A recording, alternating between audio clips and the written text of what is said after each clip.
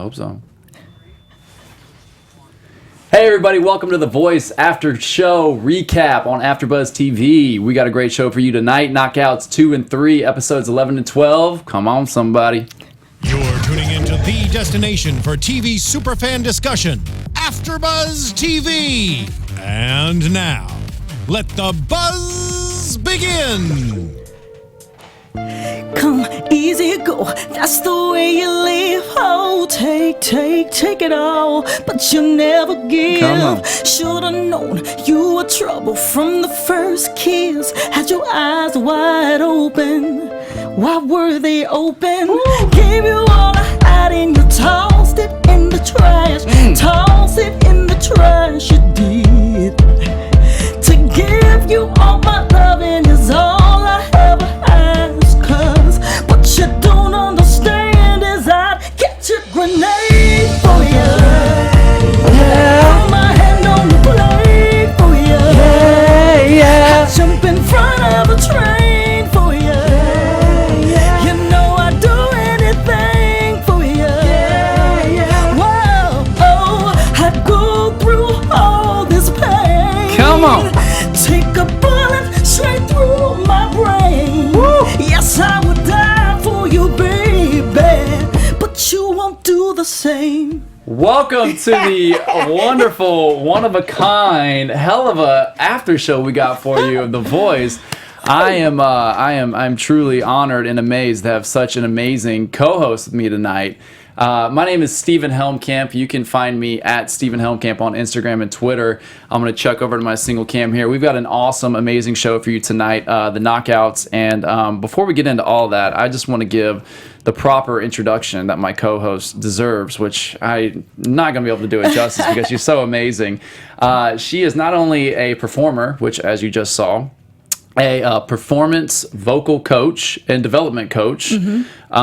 She's got a new show coming out that airs tomorrow. She's just multi-talented. Oh. The one, the only, KJ Rose. Hey everybody, I'm KJ Rose and I'm so excited to be a part of this show with you, Steven. This is exciting. We're really happy to have you here. I mean, that was amazing, that intro. That was just so last minute too. That was my song to you. That was my song. Well, getting right to it, my friend Brian, he inspired me. Yeah. Can he do Grenade? Yeah, he did Grenade. Yeah. So he inspired me, and that's my karaoke song. I sing that That's song. your go-to? Yeah, that's my go-to. Well, I see why. When all else fails, Grenade. That's the one. Where can we find you on social media? Yes, Instagram, KJ Rose Effect. Twitter, KJ Rose Effect. Facebook, Kiana KJ Rose Henson. That's Henson. And I think that's about it. Awesome. Yeah. Well, no better to have you here for The Voice after show, because we had a hell of a show tonight with all the knockouts. We had some really great contests and some great competition. Yeah, it was great. And we'll jump right into it. Let's get it. First up, we had Brian and Nate. Yeah. Brian, now he was my choice from last week's episode to go all the way. This was like my number one dude right here. I like Brian. And Miley Cyrus was a guest coach for pretty much all the contestants, and she was great. She was cool to have on board. But I don't. What'd you think of Brian's performance? I thought Brian was explosive. I thought I liked his rendition. I mean, I liked the way he changed the beginning melody. That was dope. And he's so unassuming. So I think the minute he really realizes his power, then he's going to really take us all the way. But I mean, he was just so vulnerable in that moment, but I want him to even just push it harder. I want him to be even more connected, even more engaging, because a lot of his stuff was very kind of restricted here. I want him to come out here and just have more freedom in his body. But he's a dope voice. Yeah, speaking of being restricted, I felt like this was not his best performance. I felt like the last couple of episodes, I've seen him kill it, and that's why like the star next to his name is huge, because I felt like if he keeps doing that, he's gonna win. Yeah. I don't know if it was nerves this go round, or maybe this wasn't his best song. I don't know, but you killed it, Bruno Mars Grenade. You killed it. Well, I'm not in front of millions of people. True. Live TV. Well, this is live. But True. And I think he is getting a lot of compliments from all the coach, so Yeah. maybe that kind of like feeds into some of the hype. I mean, as a performer, can you relate to that, like having big expectations? Yeah, I think because on one hand, it's great when people are like, we see you, we believe in you, we have, pegged you to be something. So then your own expectation as a viewer is like, okay, if they believe, so it's kind of a catch-22. Yeah. Because then each week you expect even more from him. But I think it was just, he wanted to do Bruno some justice. I think that was it. And I think he wanted to hit those notes because Bruno really gets up there. So I think that's probably what was kind of giving him a little bit more of the, coming into himself as opposed to opening up a little bit more. Yeah. But vocally, he was there. But the minute he uses that stage and opens his eyes, he's going to tear it down. And I think it's going to open his vocals up even more when he does all of that. And people will be amazed at what this does to your vocals. There's more freedom in that, that the pitch stays right. So it's just, If he can do that, I believe he can win the show. And he was obviously good enough with this performance to win this knockout. His competitor was Nate. He sang Al Green's So in Love. Yes. I love this song. I felt like Nate kind of has like a little bit of like, I could see him like in the Michael Bublé, Frank Sinatra, big band type genre. Yeah. A bit of a country twang, I heard from Nate. He had a really nice falsetto. I really enjoyed his performance, but I wasn't blown away. Right. And that was a little linear. He started off a bit nervous, but he made up for it with those ad-libs. They just kind of came out of nowhere. They gave the song even more layers. He took me to the water, but I just didn't drink it. He took me to the water. But I just couldn't drink. But I love the smoothness. I love, he does seem very cemented in like his tone and his voice and his delivery. And I think like when he really owns it in a way that's like undeniable, you won't care what song he sings. Yeah. So Yeah. but in this one, even with Brian not came through. giving me everything he had, I just felt like he didn't leave it all on the stage. Brian didn't leave it all on the stage. Yeah. However, even at his mid 80%, 70%, whatever. it still kind of takes some people out. It's still a challenger. I mean, he's definitely going to be one to compete with. Yeah. Next, we had two girls, Mary Sarah versus Brittany. This was a fun one to watch. Yeah. And these two girls had some interesting sounds. We'll start with Mary Sarah. Yeah. What did you think of Miss? I loved her attitude. I believed her.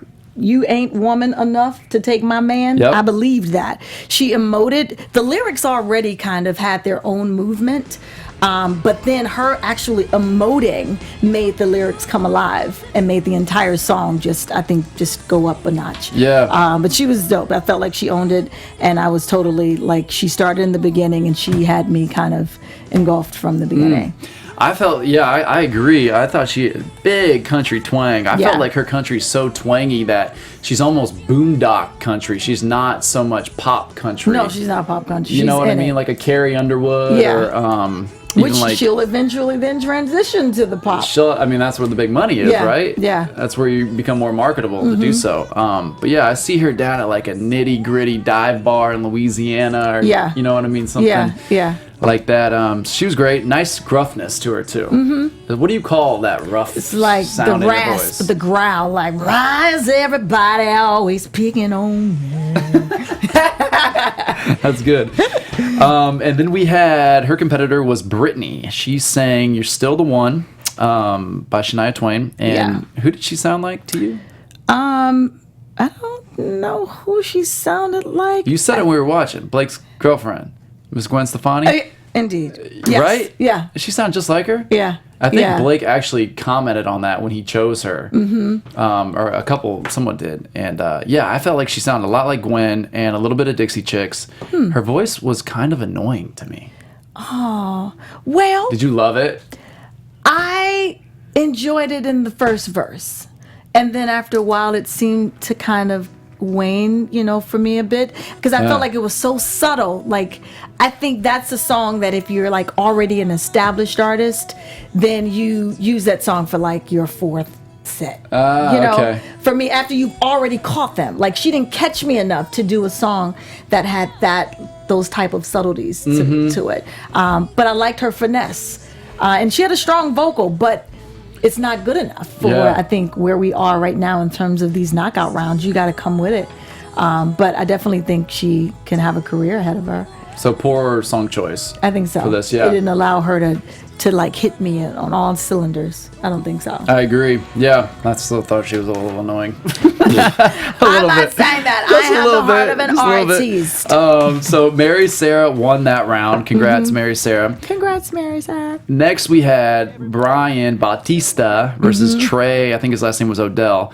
Brian came out and sang Bieber, I'm Sorry. Did. And Brian is a heavy hitter. Brian is a heavy hitter. Yo, Brian is a heavy hitter. He's been killing it every round.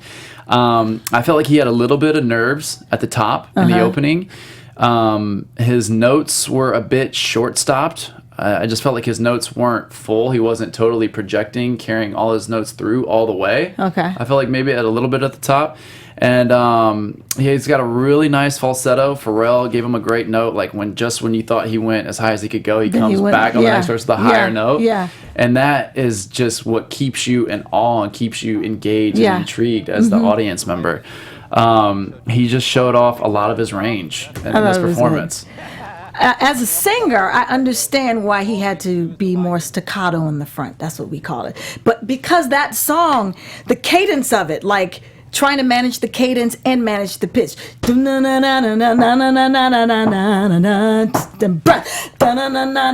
So it required him to probably be shorter, which he made up for, I think, toward the end. Yeah. You know, but I'm sorry. And so all of that, I think by the time he got to the end, you kind of forgot about, maybe what you would have heard or you heard in the beginning. But he drew me in because I felt like he told the story and he took his time from the very beginning. Like, that was one of those moments, if I'd gone to get popcorn, I would have missed so much. Like, I want to see singers that make me not want to leave. Like, I have to use the bathroom so bad that I don't want to miss a thing. And I think that's what he does for me. Like, it may start off one way, but he's going to bring you in by the end. Get your popcorn ready. So I'm like, already. I loved his choices. It was a progression. He has just a huge wheelhouse. He sounds seasoned too, and that was a common note from a few of the judges tonight. Just saying that he was more seasoned than Trey. He sounds, the song didn't take over him. I felt like he rode kind of like the song as opposed to the song controlling him or the cadence controlling him. Like, almost forgot, I mean, it's hard to forget, but I kind of forgot for a second that it was a Justin Bieber song because I felt like he made it his own in such a way that drew me in from the very beginning. Do you felt like that it was a Bieber song, that all the girls in the audience went crazy because it was a Bieber song and gave him that extra boost of confidence? So is that a smart strategy? Very smart strategy, because everybody who has made it thus far has something. Yeah. Right? So if everybody's coming with the same, attractiveness, appealing, talent. Everyone's got talent on the show. Yeah. So it's like, you better do something. Use the audience. Use whatever you can at this point. Love that. So. Yeah. And then we had his competitor, Trey, saying, I lived. And I heard a lot of nerves from Trey. I'm not a professional singer, as Miss KJ here. But you heard it. I heard it too. You heard it too? I heard it too. I heard some nerves, and I didn't think it was the best song choice. I don't know if we have the song on YouTube, but he just wasn't. Yeah, didn't bring it. He didn't. I didn't feel like he was invested in it. I felt like someone chose that for him. It didn't feel like, man, this is my song, I'm about to rock it. Because you can choose a song that maybe, from the world perspective is not like a huge song, but if you're given it, then people will forget. They will forget because you do such a great job in it. So I didn't feel like he was invested. He tried to push a little bit when he got to the chorus, but I was like, oh, he's sweet. I felt like he was sweet, but I saw the struggle, and I just wanted him to at least end on top. Yeah, he definitely had some technique, but he just wasn't connecting to the material of the song there. And closing your eyes the whole time. When you close your eyes the whole time, it's not a conversation. It's like very one-sided. And, I've said this before, like when the energy stays surrounding you but never jumps out into the audience, it's not a good thing. So it's got to be, you connect. Hey, because when you have a conversation, you're like, hi, how are you? Yes. That's You Most lose people, the person you're trying to you engage do. or the crowd you're trying to engage. Exactly. Drake actually had that problem, my boy Drizzy, in his early career, because when he was rapping, he would always rap to the floor, Yes. to the stage in front Right. of him, and then like his entourage and people and mentors like Lil Wayne and would say, you gotta rap out to the crowd, Yeah, man. And yeah. then that was a game changing moment for him when he Yeah. would then look up and engage the crowd and be like, Those nerves. yo, I know they'll you get love it when this beat is on. Make you think about all the brothers you Oh, be leading on. Make me think about all the rappers I've been feeding on. Gotta say, hey. So of course Brian Bautista. Thank you for that applause. Brian Bautista won that round by a Yes. landslide. And then we had Abby versus Katie. Yes. Abby came out and sang "Rich Girl." Yes. Yoa. Rich. She did. was one of my favorites tonight. I like her. I like her a lot. She was convicted out the gate. I love the enunciation. She worked the stage. She worked within her range. I definitely thought she blew it out of the water. But I just think sometimes, the stage presence, is great. And that's what I'm all about. But if you don't bring the vocals along with it. I love the attitude. And I think that's why she's been able to get as far as she has. Yeah. But then Katie, she just was like this quiet power. There was power in her stillness. There was a vulnerability about her. She could have done that song a cappella. Like, I felt like the music was the bonus for me. Like, she didn't even need it.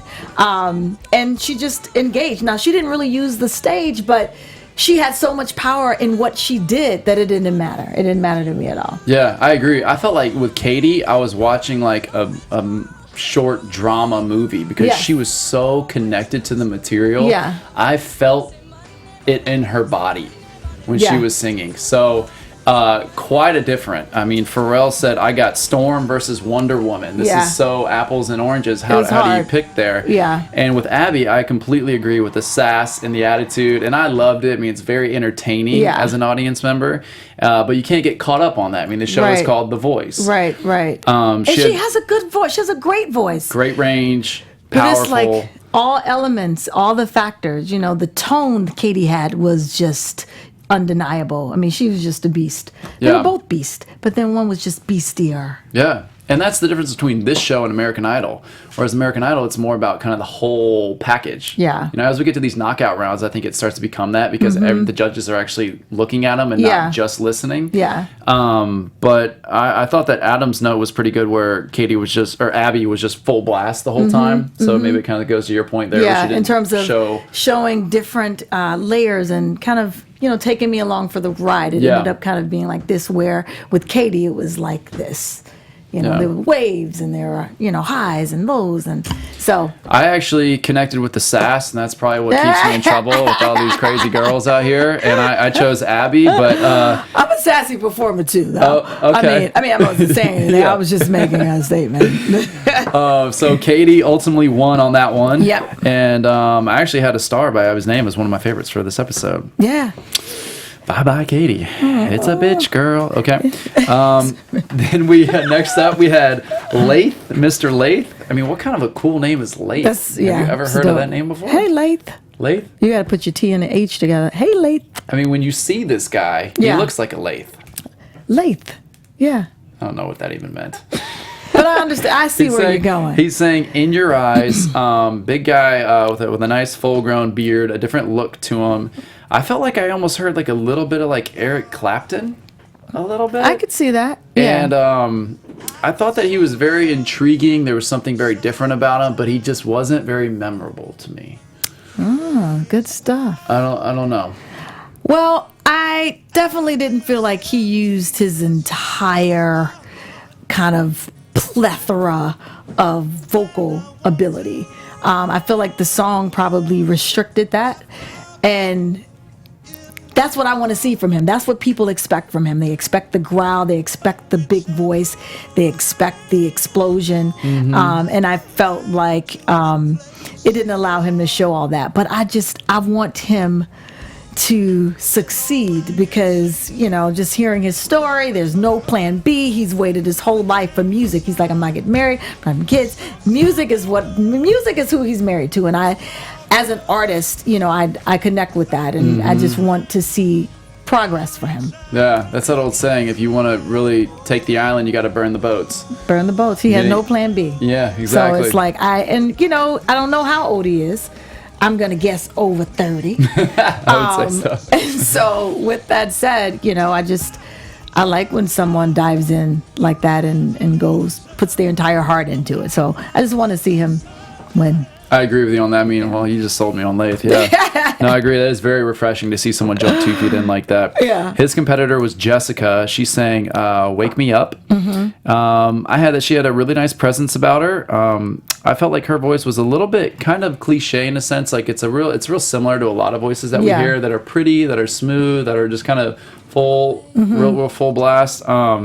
So there wasn't anything like real different, and I felt like her clip on tonight's episode was just very short. Right. Like we didn't get to see the full 90 seconds, which I think is the standard that you see. Yeah. I feel like we only saw like 30 seconds of her. Yeah. So it was hard to kind of gauge. Yeah, it was hard to really judge her. I thought she was super sweet. I don't know if this was a great pairing. I didn't like the pairing. Let's just start there. And I thought she didn't capture me, but I enjoyed watching her just, you know, artist to artist, but I wasn't captured by the entire thing. And so even though, you know, I didn't like Lath's song choice, I think, did Pharrell put it? No. Adam put it really nicely when he said, I'm looking forward to what the future holds with Lath, because they could do some interesting things where I feel like we may have seen kind of the breadth of what Jessica, you know, has to give vocally, but I don't think we saw Lath's.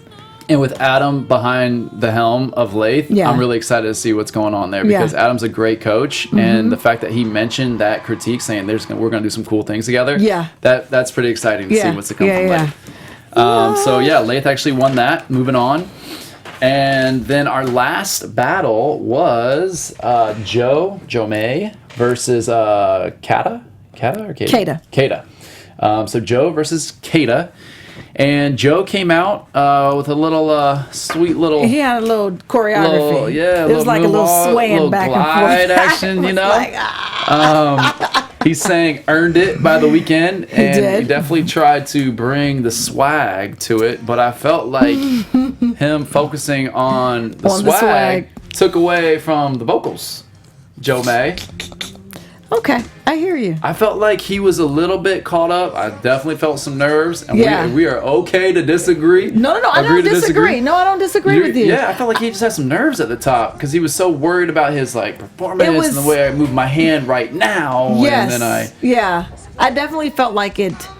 So I vacillate between feeling like it was a bit contrived in terms of like it didn't seem effortless, like now I'm going to put it seemed like and hand, you know, but I liked the effort. I liked that the goal was to leave it all on the stage, and he was like, even if I have to pull it from somewhere, I'm going to give it. So I did respect that.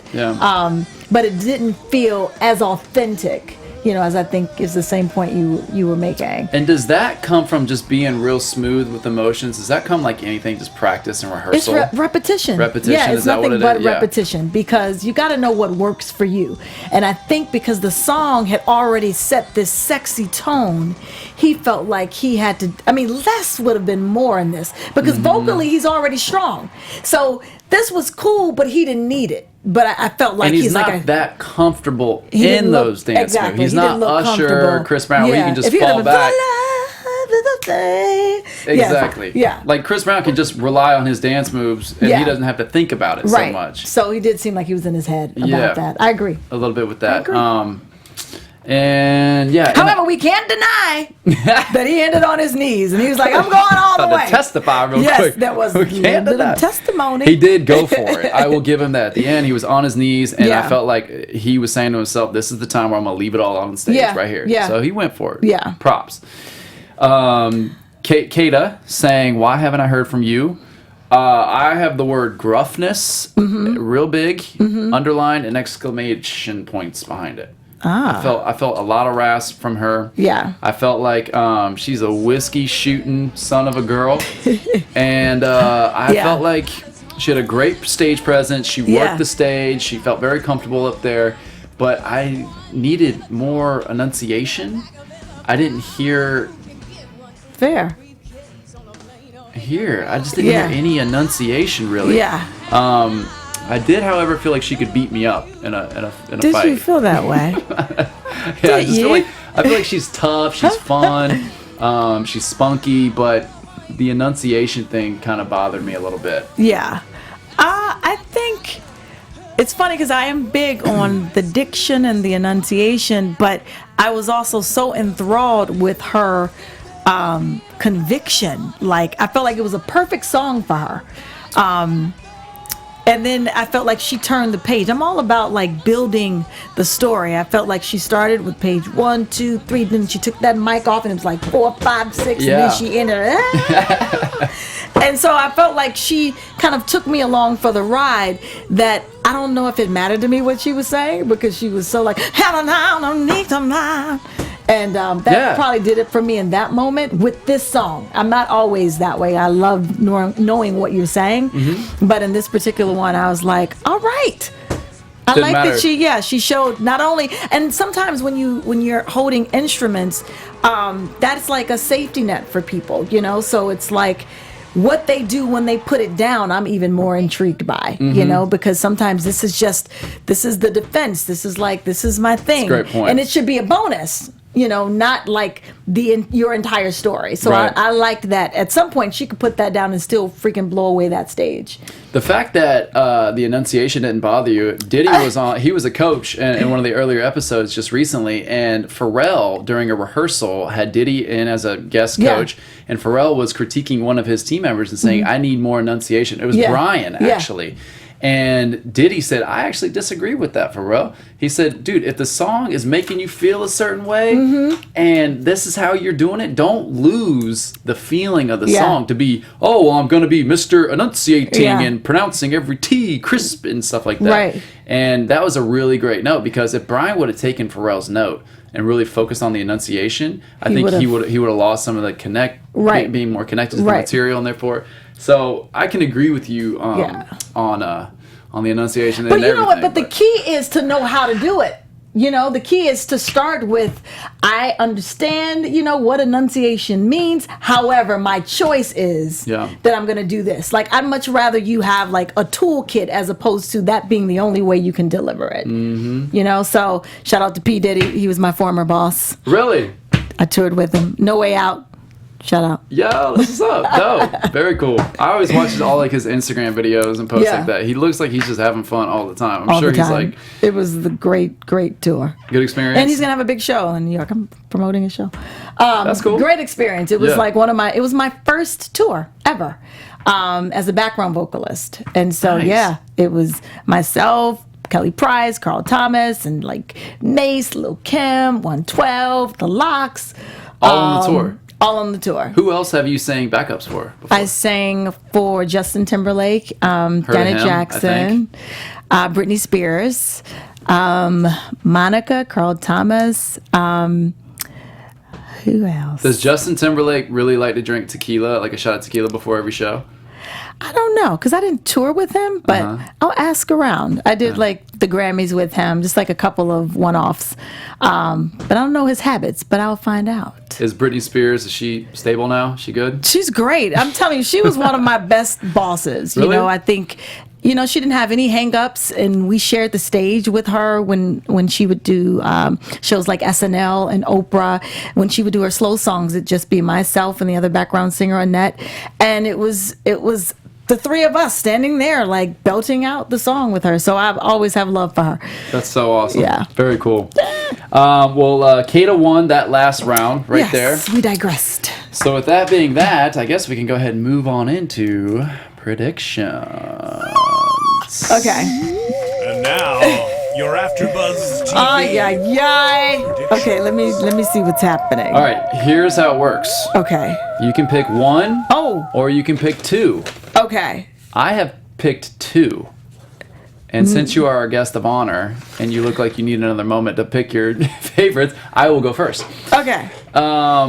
My predictions are, you made the comment that there's a lot of R&B boys. And being a natural-born R&B boy myself, I mean, what My it do? pony, Jump on it.